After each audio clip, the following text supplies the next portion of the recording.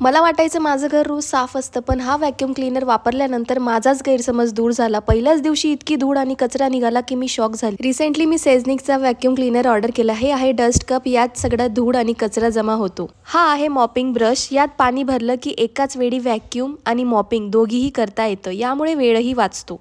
सगळ्यात जास्त आवडलेली मला गोष्ट म्हणजे हा अगदी बारीक धूळ, छोट्यातला छोटा कचरा आणि कोपऱ्यातला कचरा अगदी सहजपणे साफ करतो. आणि हा, घरभर पडणारे केस कितीही झाडलं तरी ते दिसतातच, पण हा व्हॅक्यूम क्लीनर केस अगदी सहजपणे कलेक्ट करतो.